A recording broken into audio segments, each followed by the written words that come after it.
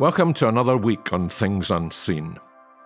This week, we're actually going to talk about something we do see: baptism.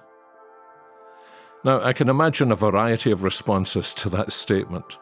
Everything from, oh no, I'm not sure I can bear to listen to yet another person lecturing me on my views of baptism, to, on the other hand, oh yes, I think I agree with Sinclair Ferguson on baptism, so he's going to nail the opposition.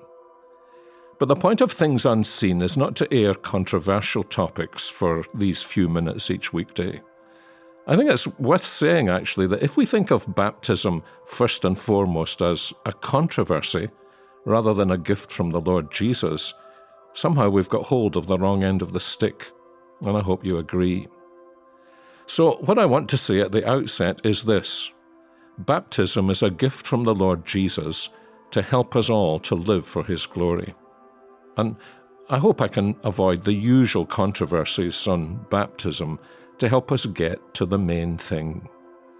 So if you find anything I say is controversial, it won't have to do with either when baptism is administered or how much water is used. Yes, I know these are views in which we have different opinions, but I want to reflect with you on something more fundamental.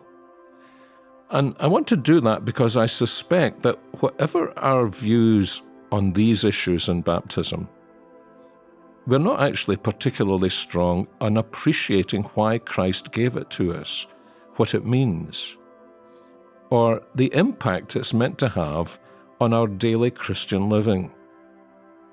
Because baptism isn't just something that happened once and is over and done with. If you read the New Testament, you notice that its significance is meant to last through the whole course of our Christian life. Well, the first question to ask is this: what is baptism? I mean, what kind of event is it, and why do we do it? Here I suspect our tendency is to view baptism through a kind of close-up lens and forget to think about it in terms of its place in the whole story of the Bible. If we do, we'll forget that baptism is actually only one of a whole series of rites, that's R-I-T-E-S, that God gave to His people throughout the various epochs of His self-revelation. Right from the very beginning, God always added some kind of physical sign to His covenant word of promise. We're all familiar with the promise to Noah that he would never flood the earth again. Is God's promise enough for us? Well, yes, He's God after all, and He doesn't lie. Will He ever break His promise? No, He won't. He can't. Well then, why does He tell Noah that the rainbow will be a sign to him that He, the Lord, will remember His promise? It's not because God needs the reminder, is it? No, it's because He knows Noah needs the reminder. He needs the reassurance. Some years ago, the snow in the mountains round our village in the Grampian Highlands of Scotland melted, and there was a downpour of rain. And the river that runs through the village burst its banks. Half the village was flooded, and people were out of their homes for months. It was a once-in-a-century size flood and a terrible time for the village. And now, whenever the snow melts and there's a downpour and the river rises, what do you think is the first thing on people's minds? Well, if that's true in our village, what must Noah have felt when it started raining again?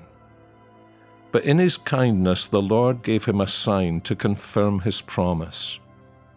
Just in case you forget it, Noah, whenever you see the rainbow in the sky, you can be sure I see it too, and that I am remembering my promise to you. And actually, in each of the great covenants God went on to make with His people, He did something similar each time. He gave them His word of promise, and then He added to it a visible sign to reassure them of the meaning of His promise, and that He was going to keep that promise. That happened again in the promise that God gave to Abraham, in the sign of circumcision. Remember how Paul says that it was a sign and seal of the God-given righteousness that faith receives. So when we fast forward to the new covenant in Christ, it's not really a surprise that God adds two signs to his promise, the sign of baptism and the sign of the Lord's Supper. And both of them in different ways are given to us to confirm the promise of the gospel. Now, today I think we should remind ourselves that the first function of these signs, baptism for example, is to point to what God has promised to be and to do. They don't, first of all, point us to what we have done or what we are to do. That's very important to get clear in all of our minds if we're going to benefit from our baptism. But it's something many Christians can get confused about, because sometimes it's our response to Christ that's been emphasized more than Christ himself, our response to the gospel rather than the content of the gospel. And so I say it's really important to remember that baptism points us to what Christ has done. To use John Calvin's lovely expression, to Jesus Christ clothed in his gospel. Many of us, I think, tend to think that baptism points to us and to our faith in the first instance. But it's a sign of God's gospel promise. It points us to Christ and to the way in which his promises are all fulfilled in him. So, if someone were to ask you about the meaning of baptism, and your answer began by describing something you have done, then you're really turning its meaning upside down, on its head, back to front. These signs don't actually work that way. Baptism points to and confirms to us what Christ has done. It says, fix your eyes on Jesus and trust in him, repenting of your sin. It's not a sign of what we have done, but a sign and reassurance of what he has done for us. And we'll come back to that and think more about it tomorrow.